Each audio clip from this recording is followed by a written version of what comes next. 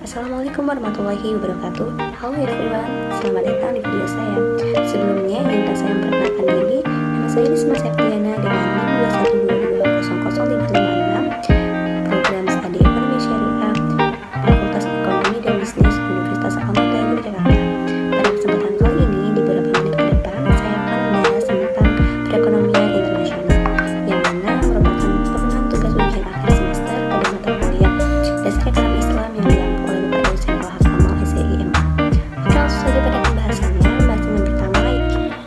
Pada pembahasan pertama yaitu mengenai pengertian ekonomi internasional. Menurut Oakley Someri, pengertian ekonomi internasional ini dilihat dari dua segi, yaitu dari segi ilmiah dan dari segi praktisnya. Dari segi ilmiah, ekonomi internasional adalah bagian atau cabang dari ilmu ekonomi yang diterapkan pada kegiatan-kegiatan ekonomi antar negara atau antar bangsa.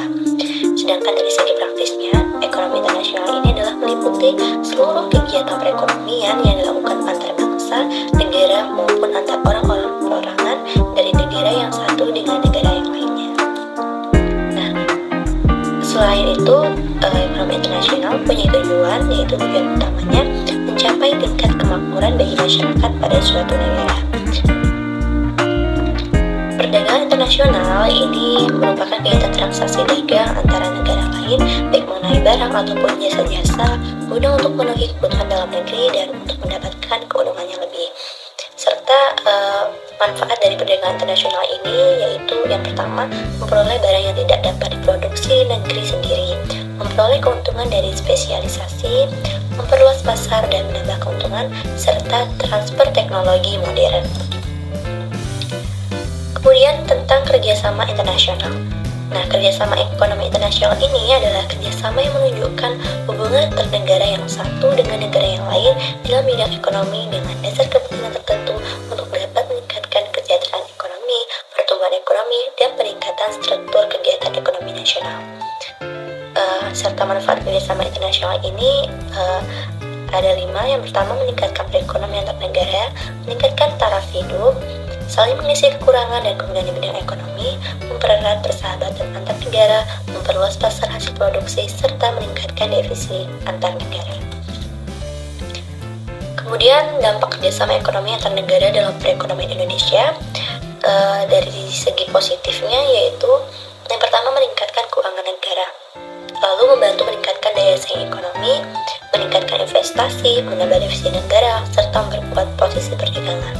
Dari segi negatif, itu ada beberapa. Yang pertama, ketergantungan dengan negara lain, intervensi asing terhadap perekonomian Indonesia, masuknya tenaga asing ke Indonesia, dan mendorong masyarakat hidup konsumtif.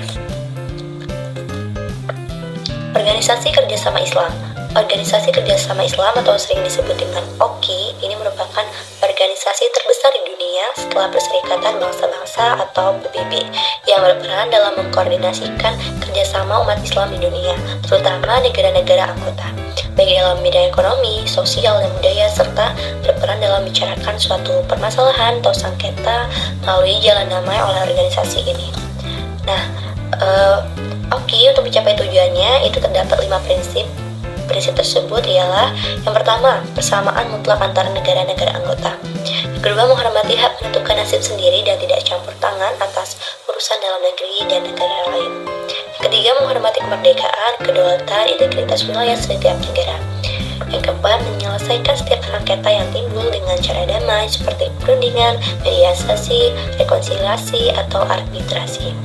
Dan yang kelima, abstain dari ancaman atau penggunaan kekerasan terhadap integritas wilayah, kesatuan nasional, atau kemerdekaan politik suatu negara. Lalu ada Islamic Development Bank atau sering disebut dengan IDB.